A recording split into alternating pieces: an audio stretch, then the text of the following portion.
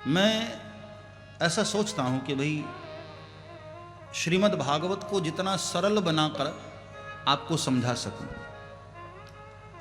क्योंकि आजकल भागवत कथाएं भी कैसी होती हैं आपको पता है। 2-4 भजन गाया और बस हो गई भागवत कथा। एक एक शब्द को जरा ठीक से दर्शन करो। यम प्रव्रजंतम, जो परिव्राजक हैं। परिव्राजक मतलब जो परिभ्रमण करते रहते हैं, जिनका कोई आश्रम नहीं, जिनका कोई मठ नहीं, जिनका कोई मंदिर नहीं, जो चलते रहते हैं।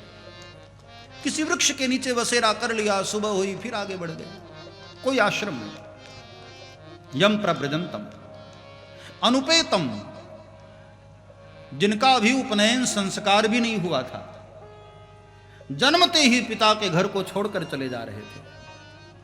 वो कथा आप जानते होंगे। अपनी मां के गर्भ में 12 साल रह गए थे। फिर जब बाहर आए तो बाहर आते ही घर बार छोड़कर चल दिए। वेदव्यास ऋषि के पुत्र हैं।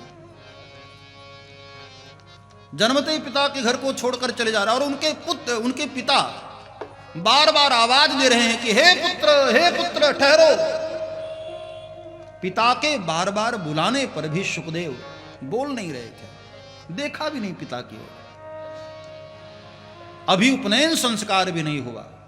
अनुपेतम अपेत कृत्यम, जो पूर्ण कृत्य है, जिनको कुछ करना शेष नहीं, पूर्ण कृत्य है। पुत्रेति तन्मयतया तरभोभिनेदु,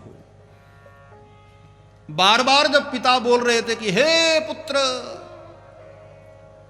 तो वृक्षों में टकराकर उनकी ही आवाज रिटर्न आती है, हे पुत्र। दूर वन में यदि आप कुछ बोलते हैं ना तो आवाज गूंजती, आपको अपनी ही आवाज रिटर्न सुनाई देती है। जब कहते हैं हे पुत्र, तो उधर से उनकी ही आवाज सुनाई देती है, हे पुत्र। मतलब शुकदेव जी खुद तो नहीं बोले, वृक्षों के माध्यम से बोले।